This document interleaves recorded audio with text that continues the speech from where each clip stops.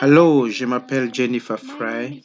Je suis la directrice de WOM, l'Alliance des Worcester pour le ministère auprès des réfugiés. Je voudrais que vous sachiez que pendant cette période de la pandémie du coronavirus, nous sommes en train de prier pour vous et vos familles respectives.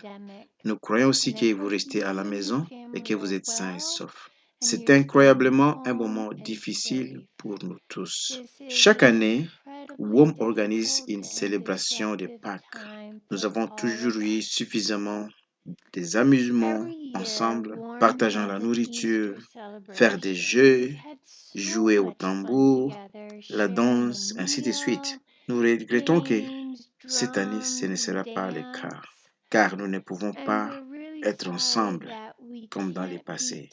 Cependant, nous avons choisi de vous envoyer cette vidéo.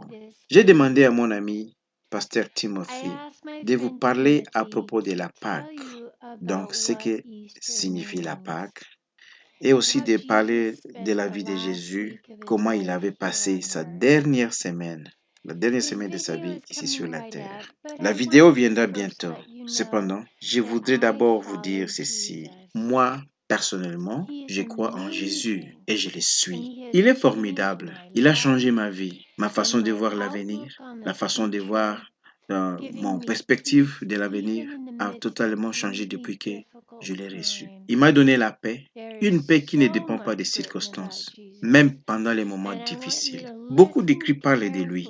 Je voudrais que vous puissiez suivre attentivement ces messages du pasteur Timothée. Après l'avoir suivi, je reviendrai encore. Restez branchés. Bonjour, je suis pasteur Timothée Saldokan, l'un des pasteurs de l'église baptiste ici à Pleasant Street à Worcester. Comme nous ne pouvons pas nous réunir aujourd'hui, les dimanches de Rameaux, à cause de la pandémie qui sévit dans la région, mais toutefois, je voudrais que nous puissions partager la parole de Dieu à ce qui concerne les dimanches de Rameaux. C'est possible que tu puisses te poser la question pour te demander, qu'est-ce que c'est les dimanches de Rameaux? Quelle est son importance? Ça vient d'où les dimanches de Rameaux? Les dimanches de Rameaux marquent le début de la dernière semaine de la vie de notre Seigneur Jésus-Christ sur la terre. Nous lisons ça dans les livres de Jean chapitre 12, versets 12 à 15. Ça dit ceci.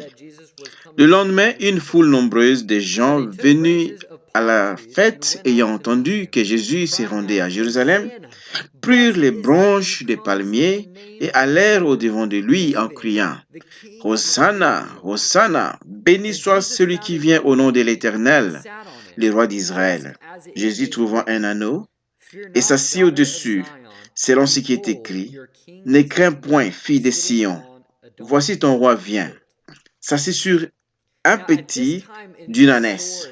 Tel que nous avions lu dans cet évangile de Jean, en ce moment, Jésus était déjà populaire.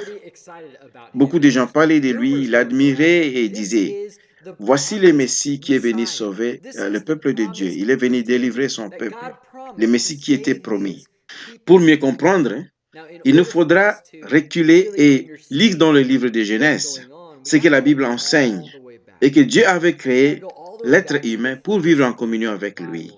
Mais Adam et Ève s'étaient rebellés. Par conséquent, ils étaient écartés de la présence de Dieu. Pour cette raison, hommes et femmes, tous naissent dans les péchés. Genèse chapitre 3, verset 15, ça dit « Je mettrai inimitié entre toi et la femme, entre ta postérité et sa postérité.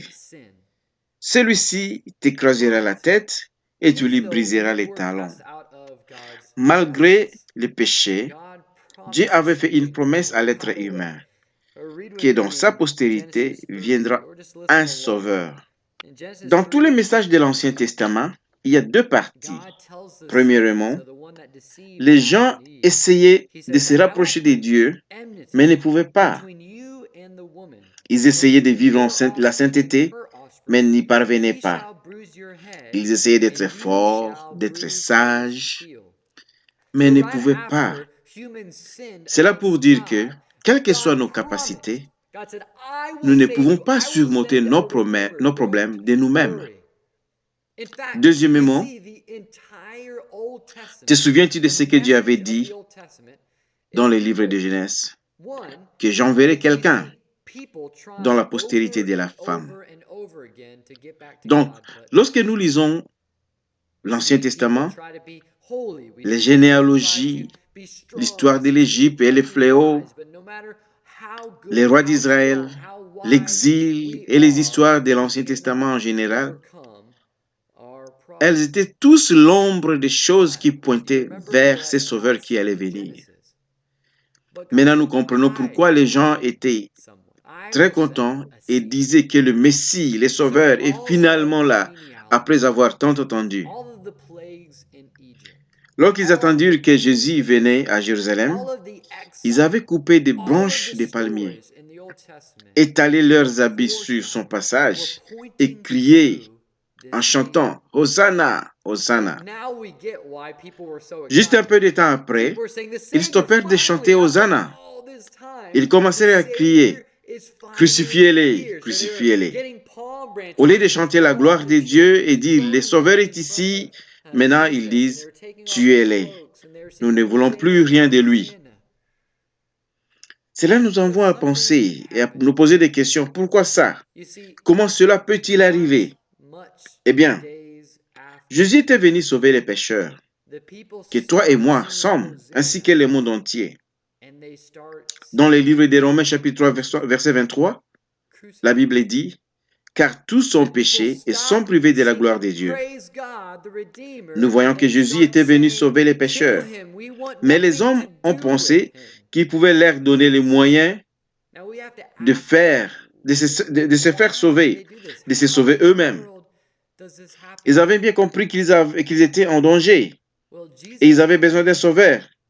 Mais au lieu de compter sur quelqu'un qui devait les sauver, ils avaient préféré que Dieu leur permette de se sauver eux-mêmes.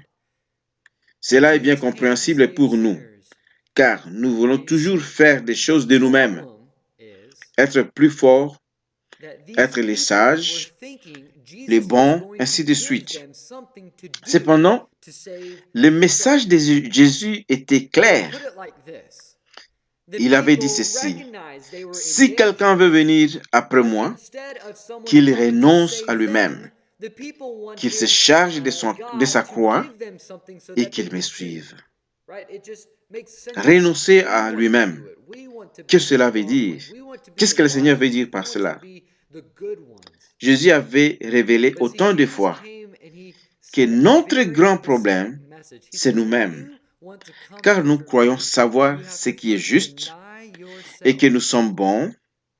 Et si vous demandez même à quelqu'un s'il est une bonne personne et s'il mourait, va-t-il aller au ciel? Beaucoup de gens vous diront tout simplement « oui, bien sûr ». Mais la Bible dit que le seul chemin pour aller au ciel, pour aller auprès du Père, c'est Jésus-Christ. Comment est-ce possible?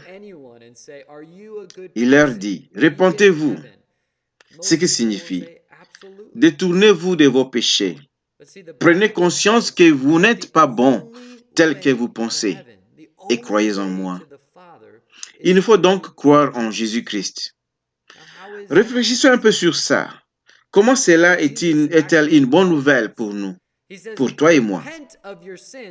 En nous référant de ces gens du jour des rameaux, ils étaient contents d'avoir un sauveur que s'ils savaient, par les moyens qu'ils voulaient pour être sauvés, ils disaient, j'ai besoin d'un sauveur. Nous avons besoin d'un sauveur qui va nous donner les moyens dont nous avons besoin. Par exemple, détruire nos ennemis et nous enrichir, nous donner de bonnes nourritures, ainsi de suite. Par conséquent, ils avaient manqué le point lorsque Jésus leur avait dit, vous avez péché et vous ne pouvez rien de vous-même. Vous avez besoin de l'aide. Alors venez à moi. Alors, pour nous, comment pouvons-nous avoir l'espoir, la joie, la vie éternelle et ne pas manquer comme ces gens de ces jours-là et beaucoup de gens aujourd'hui? C'est vraiment simple. Paul dit, quiconque invoquera le nom de l'Éternel sera sauvé. Donc celui qui croit et qui se répand et suit Jésus-Christ sera sauvé. Imagine-toi par exemple, si nous sommes perdus dans une forêt, moi et toi, nous regardons tous l'un et l'autre, nous voyons tout autour de nous, il y a des centaines de milliers de sentiers, dont chacun d'eux mène à la perdition. Et nous nous regardons l'un et l'autre et demandons, lesquels allons-nous prendre? Ça, c'est la situation dans laquelle nous sommes. Quels que soient les moyens que nous avons, que nous utilisons, nous ne pouvons pas nous sauver nous-mêmes. Un autre scénario est celle-ci. Supposons que nous sommes perdus dans une forêt et Jésus vient à bord d'un hélicoptère. Nous regardons, nous voyons l'hélicoptère, mais nous ne savons pas ce que c'est. Mais il regarde et nous dit, « Allô, je viens vous secourir. » Mais nous ne savons pas ce que c'est l'hélicoptère. C'est exactement ça l'exemple de l'évangile. Ça, c'est la bonne nouvelle. Jésus vient et prend notre place. Il se charge de nos péchés. Les péchés que nous avions commis, lui n'avait rien commis comme péché. Il était mort et enterré avec nos péchés. Et nous donne sa vie, il nous a donné sa justice. Oui, moi j'ai péché, toi tu as péché. Nous avons tous péché et nous avons offensé Dieu, d'une manière ou d'une autre. Nous avions fait des choses que nous ne devrions pas faire. Tu sais aussi que Jésus n'avait jamais péché, n'avait rien fait du mal, et ne serait pas-il intéressant que nous puissions prendre sa justice qu'il nous offre? Comme ça, si nous arrivons un jour devant Dieu, nous venons avec sa justice, comme si nous n'avons jamais péché et que nous sommes parfaits. Ça, c'est ce que Jésus a offert, ce qu'il a offert, et il offre encore à tous ceux qui croient et les suivent. C'est pour cette raison que la Bible dit que le salut est un don de Dieu. Et ça ne dépend pas de ce que toi et moi faisons. À ce jour de Ramon, je vous encourage de faire confiance en Dieu, de croire en Jésus, de croire à sa parole, car il n'y a pas d'espoir si nous cherchons à nous sauver nous-mêmes. Nous allons les manquer. Nous allons manquer le point, comme ces gens du jour du Ramon. Jésus était venu pour que nous ayons la vie, de façon que même si nous mourons, il est la résurrection et la vie. Il est le prémisse d'entre les morts. La Bible dit que le salaire du péché, c'est la mort, mais le don gratuit de Dieu, c'est la vie éternelle en Jésus-Christ.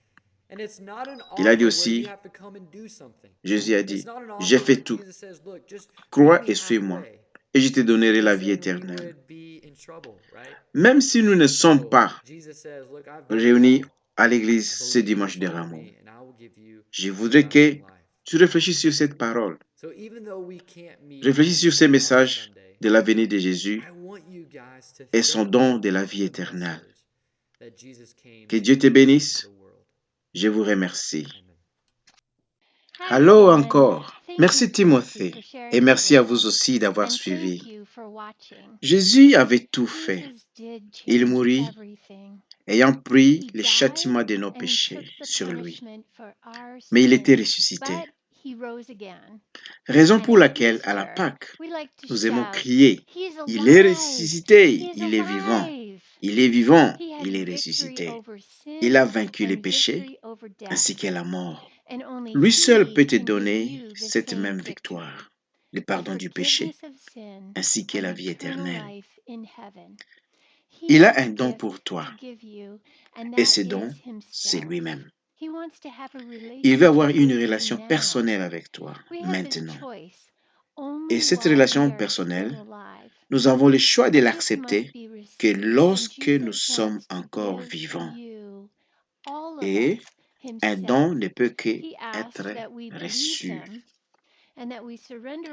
Jésus s'est donné lui-même et veut que nous puissions croire en lui et lui donner notre vie et le suivre. Moi, personnellement, je l'ai fait. Je crois que tu le feras aussi. Et tu n'as pas à t'inquiéter sur ce qui t'arrivera et où tu iras après la mort, car Jésus t'aime. Dans l'évangile de Jean, Jésus avait dit, « Je vous dis ces choses afin que vous ayez la paix en moi. Dans ce monde, vous aurez des tribulations, mais prenez courage. J'ai vaincu le monde. » Je crois sincèrement que tu te tourneras vers Jésus aujourd'hui. Si tu le fais, il te rendra capable de marcher avec lui pour le reste de ta vie. Il est digne de ton adoration. Joyeuse Pâques, mes amis. Nous prions pour vous et vos familles partout dans le monde. S'il y a besoin d'une assistance, informez-nous. Nous sommes ensemble dans cette situation. Bye.